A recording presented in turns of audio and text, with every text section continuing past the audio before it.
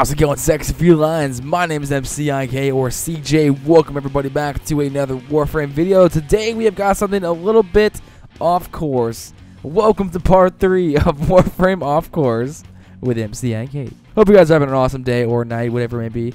Yeah, today I would have done a video, of course, on BOTW, which of course has been a week, and I'm sure you guys are waiting for Titania's BOTW. I don't know how you actually pronounce her name. I think it's Titania. I guess it all depends on how you pronounce it and where you're from, what country you're from, I guess. Anyway, guys, I am almost done with Titania. I want to make sure the build for her is great for the BOTW. I think you guys are really gonna like it. Anyway, yeah, that'll be coming out really soon. I'm just like, I'm almost done, and I just didn't feel like it was ready to record yet. I really wanted to record it probably in a day or so. Tomorrow I'm gonna record it. But anyway, guys, yes. So today we're gonna do a little bit side project. Today I'm gonna be talking about the pox, the chicken pox. Get it? Because like it's infested. And this is an infested weapon, and chicken pox, like, okay. The pox is a really weird weapon. Right now, I'm calling them the fucking squid. I'm calling them the calamaris, the explosive calamari. I mean, look at them. They look like freaking squid, man. Look at that. So yeah, they're a little bit weird, but to be honest, they're not terrible. I've played with them for quite a bit already. Put a form on it and tried it out and got a really decent build for him. So I thought I would show you guys that today and to kind of show you guys my build. Now, yes, keep in mind, this is my build. I get a lot of comments lately saying, you know, you suck dick at building, you know, modding in Warframe, Cole. And you're right, I do. I'm really not the best. I never said I was the best. In fact, I'm probably the worst. But I enjoy doing it, and the builds fit for my playstyle. You know, I enjoy, you know, playing the game. It may not be the most efficient build, and it may not be the most badass end game build, but I still enjoy it, and that's all that matters when it comes to Warframe. I'm sure you guys can agree on that. Alright, so without me rambling on any further, let's get into this build. It's not going to be a BOTW, it's just going to be a little bit of a build, and showing you guys some gameplay with it. So we're going to start off by taking a look at the stats without mods, and I'm going to show you guys my build. So for starters, this thing has base toxic damage 125, which is fairly high, and weapons that have base elements are really nice when you're modding to combo with elements. It's going to be really nice and easier to do with certain factions. I'll get into that in a little bit. Anyway, the trigger is auto. Status is 35%. This is awesome because that means if we put on 3 status mods, or in this case 3 dual stat mods, we'll be able to get to 100% status chance, and that is just ridiculous. It's a lot of fun to use at that point. Everything's just going to be proccing like crazy, and that's kind of the build that I went with because I think status builds are just too much fun not to play with. Reload is 1. And it is a silent weapon, of course, so you can go on stealth missions with this. Actually, someone commented. One of you guys commented. I don't know who it was, saying if you took a Vara and went stealth mission and it went like I don't know, a spy mission or an exterminate and just went stealth the entire time and used the pox, that would be an awesome combination because they can't detect you. It's a 100% silent weapon. So I think that's awesome. And they also explode too, which means they do a nice big area of effect. Anyway, the magazine is 4, which I think is a little bit small. I could increase that with mods, but I decided not to for this build. You guys can do that if you want to, if you feel like you need more. Fire rate is 2.08, which is a little bit slow. I was going to use mods to increase that, but I decided not to either. I decided just to build up for more damage, so slower, but it hits harder, if that makes sense. Critical multiplier is 2.0, and critical chance is 1%.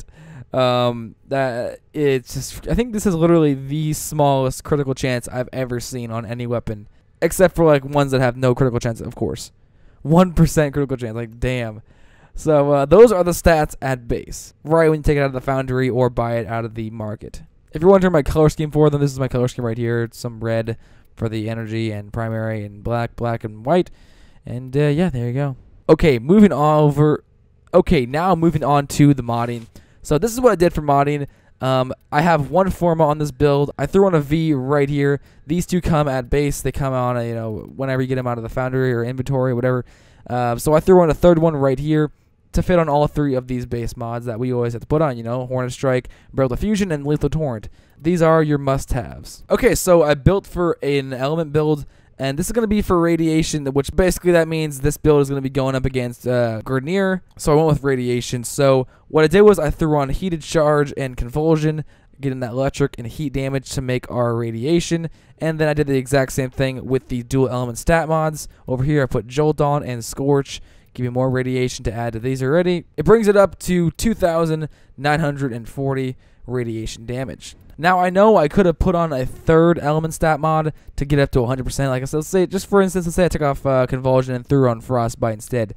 Look at the status chance. It's at 98.4, which is like, it's like 2 away from 100%. You throw on a third one, and it stops at 100%. So I feel like in this case, you're getting a bigger bang for your buck. Basically meaning I want to keep on the 90+% element mods. These do much more damage.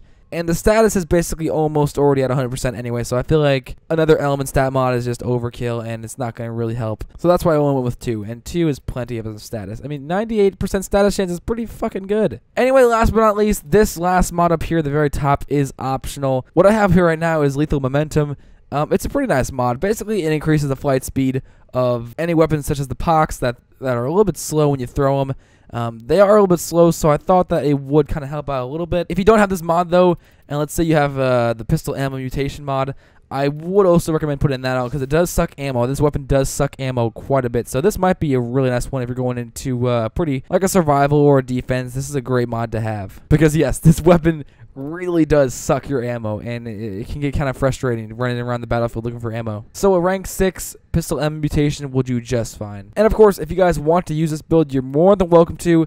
If you want to know how to change the elements, it's pretty self-explanatory. You just make all of these down here. You just change this not to radiation anymore. You change it to magnetic for Corpus, and you change it to corrosive for infested. I'll show you guys that right now for examples. Take out heated charge, take out scorch, leave these two here, the electric mods, throw in deep freeze, and put in frostbite. And this will give you magnetic all down here at the bottom, 2,940 magnetic damage, which is pretty nice. And the toxic damage, of course, which is also built into the Pox, so you can't really do anything about it. And of course, toxic damage is really good for Corpus, so this is a really good build for Corpus. So if you guys want to go up against Corpus, the Pox is a really good weapon for Corpus, especially if you use magnetic and of course the toxic that comes with it. It does shred through Corpus quite a bit, even high level Corpus. So let's say you want to go up against Infested. So what you're going to want to do is take off these cold mods, put on pathogen rounds, and of course Pistol Pestilence.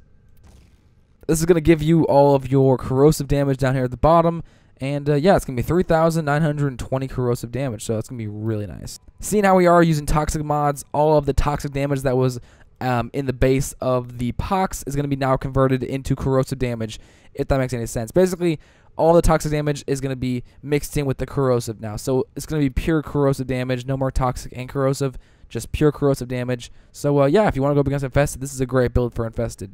But the build I'm going to be showing you guys today is the Corpus build, because I really want to show you guys this against Corpus. I think it's really nice. As for the frame I'm going to run, I'm going to be running Mirage. Here's the build for Mirage if you guys want to copy it. This is what I'm going to be using this build for this episode. And the color schemes are exactly the same as the Pox.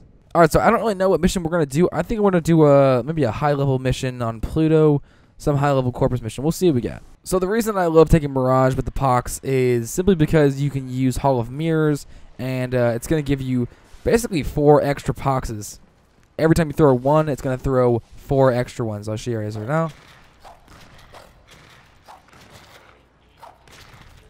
So yeah, it's really nice. The ones that are thrown by the holograms, though, they don't do as much damage as the one that you're throwing from your actual Mirage. But still, it does do a nice bit of damage. As you can see, that's a stealth kill right there, just because it's simply, you know, stealth weapon. Ah, shit! I didn't kill him in the first try. That's the one thing bad about the Poxes is if you don't hit him on, you know, on target, they will, you know, basically notice you and see you. So you do have to kind of hit them on target. Or do what I like to do when I like to get this. I like to get Hall of Mirrors open and Eclipse, basically give me more damage, and then just go into town like this. Okay, well there really wasn't a lot of enemies there, and yeah, if you just spam this, you can get just a bunch of red farts all around the place. It's beautiful. Yeah, it does do really nice damage for hordes of enemies.